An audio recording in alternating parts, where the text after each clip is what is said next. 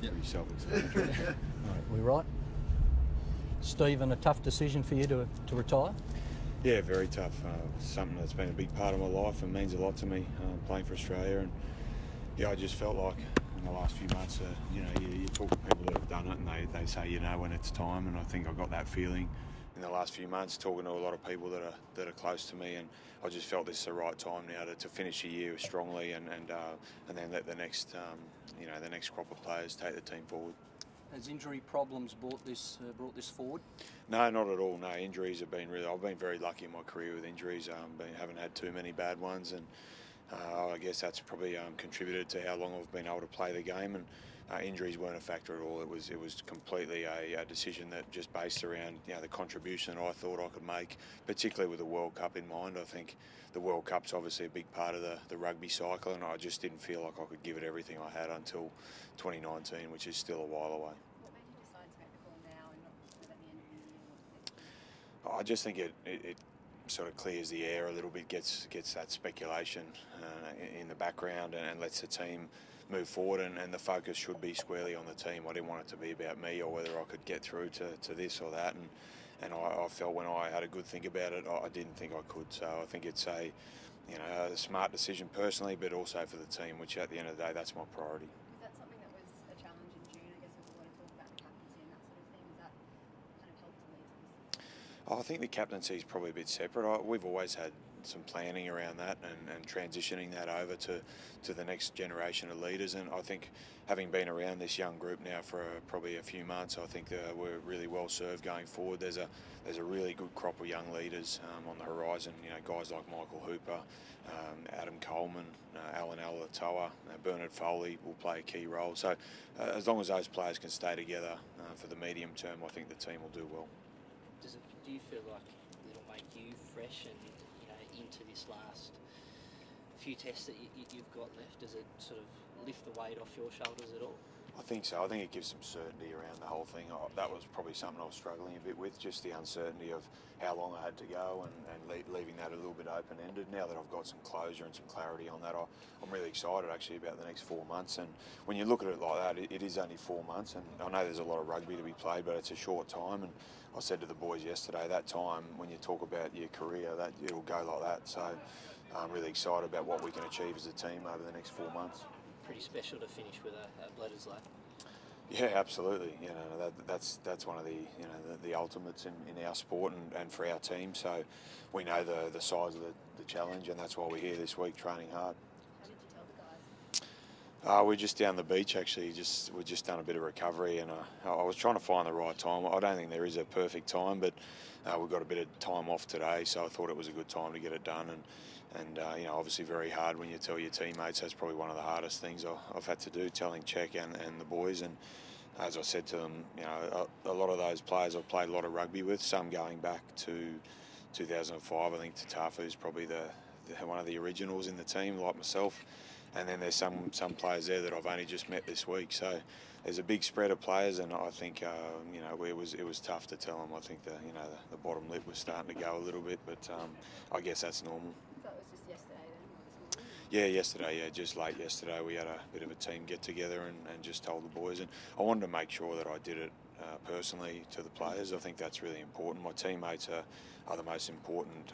They're one of the reasons I really love playing rugby, and to be able to tell them personally meant a lot to me. You played in the front row at hooker for a long time. What do you think were the qualities you had as a player that enabled you to last that long in a tough position? I guess I prided myself on my consistency. I tried to give everything every time I played, and I think that was founded by the value that the gold jersey has to me and has had to me over my career. It's always meant a huge amount to me. Every test match it has the same weight. It's always an opportunity to represent your country, and I think that consistency is something I tried to develop over time, and that came through, I suppose, good preparation and having good people around me, good teammates and really good coaches. What are some of your fondest memories, mate? I think, when I look back to my first year as a Wallaby, I got to meet Nelson Mandela at Ellis Park. I think that was my second test, so it was a hell of a daunting experience to play the Springboks at Ellis Park, and obviously with Mandela being at the game, that was massive. Of course, the World Cup final was massive, even though we didn't win the game. That was hugely disappointing. I think that whole journey and the way that the team came together, and I felt like that was a real moment when the team really made the country proud, and to be part of something like that, it means a huge amount. I think you're the second most capped Wallaby now. Could you believe that when you, I guess, first cracked into the side? Not at all. George Gregan was here the other day doing some work with us, and like I watched those players when I was a kid growing up, and then to get to play with them and also be coached by them, it's a dream, to be able to get one opportunity. I know everyone says it, but to have this long to play in that jersey has been an incredible ride. I've been very fortunate, as I said, to play with some great players and against some great players and have some great coaches. And I think that's the overwhelming feeling for me, is that pride to be able to be involved with so many good people over the journey. And that period as well, captaining, leading out your country, just a reflection on that? Yeah, that's something that, as I've always said, has been a huge part of my life and meant a lot to me, and I've taken it very seriously. And I think any time you're a captain of a team, you need good quality people around you, and I've always been lucky to have that in my role as captain. And when I think back to the World Cup, I think of people like Matt Giddo and Adam Ashley Cooper and also David Pocock, Michael Hooper. Those kind of players really helped me massively through that period, and no leader can do it on their own. You need good people around you, and as I said, I think this team now is really well set up to develop that core group of players that can stay together and take this team where it needs to go. Are you optimistic about the Wallabies over the next 12 months and their performances at Test level? Yeah, I am. I think rugby's had a tough year, there's no doubt, but it's up to us. We're the only people who can change the landscape. It's in terms of the international game and the Wallabies standing, and we need to be happy with that and take that responsibility on, and I think the leadership is part of that. So I am really confident now that I've seen some of the young players now and what they've got to offer, and the hunger they have to do well. I think the team can go really well, and I think there's a really clear plan now from the coaches around how they want the team to develop and to play. And can they go one better at the next World Cup and bring back Bill? Yeah, well, I'll certainly be there cheering them on. It's a bit weird to say that now, but I'll be there, wishing them well. And I think it'll be a great World Cup. It'll be in a good time zone for Australia, and everyone will be able to get around them and support them.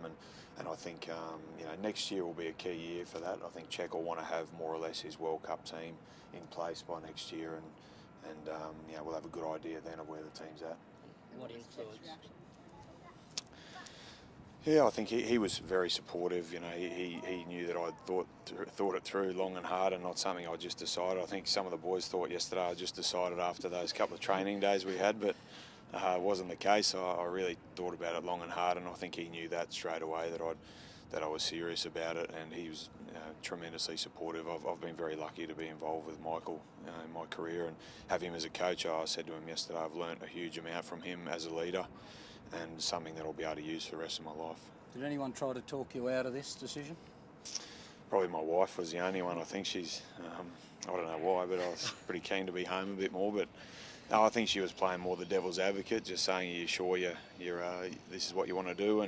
And I think you need that. I've been very lucky, as I said, to have that kind of support around me and good people. Some of my best mates and my family have been really supportive in this whole decision, and that's helped me, I think. And what influence or impact do you feel that this camp in Newcastle will have for the Wallabies and yourself, moving forward to the championship? Well, I think if you look at the calendar, you don't often get weeks like this where you don't have a game, so we can really roll the sleeves up, get some hard work done. We haven't done a lot of rugby stuff. It's been more strength and conditioning type work, and Newcastle's been a great place to do it. I've really enjoyed the week here. It's been easy, and the people have been great, very accommodating. There was a stack of kids out there the other night at training, which I think is great. These kind of camps are where the team really builds its bonds, and that's something we've really worked hard on. Next year you're going to play for the Reds, is that right? Yeah, that's right. I'll still play Super Rugby next year, and that's a similar situation. I think there's some transition happening there, some young players coming through, and it's important that I feel like I've still got a role to play there with the young players and see that through, and I'll finish up at the end of Super Rugby next year. Okay. Cool. All right, guys. I might get some